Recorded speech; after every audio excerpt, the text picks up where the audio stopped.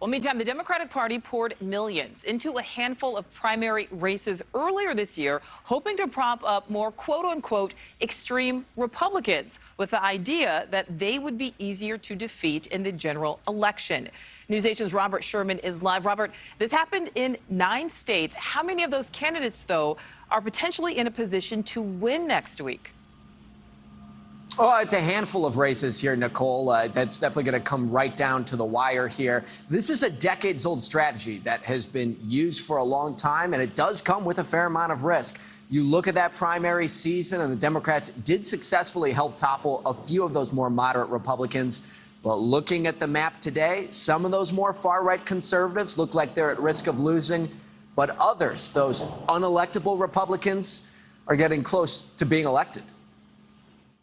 Barnstorming across the nation, former President Barack Obama stumped in Phoenix, Arizona Wednesday night in hopes of pushing Democrats across the finish line in one of the country's most purple states. There, he called out Republicans running this cycle who deny former President Donald Trump lost the 2020 election. One of them, Republican candidate for Arizona governor, Kari Lake. But you know what? If you do need one more reason to vote, consider the fact that our democracy is on the ballot. And nowhere is that clearer than here in Arizona.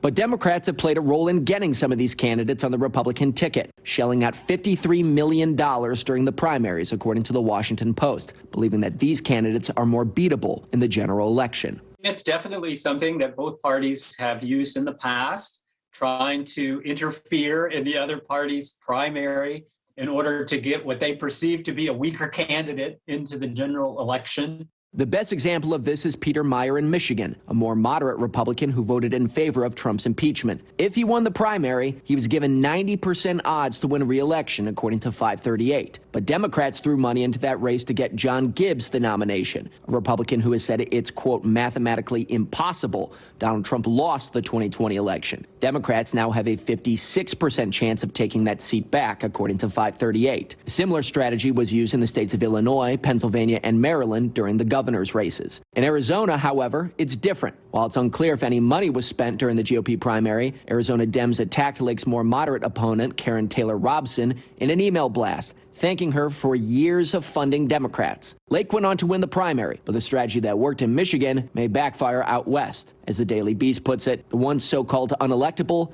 is now the favorite. The latest Real Clear Politics average of polls has shown Lake hold a small but consistent lead since September, currently ahead of Democrat Katie Hobbs by just over 2%. So that's always a risk. I mean, it's a gamble. If you are trying to prop up the candidate that ultimately you think is most dangerous or most, the worst candidate that could be there, then yes, you are risking that candidate actually winning the general election, and it happens.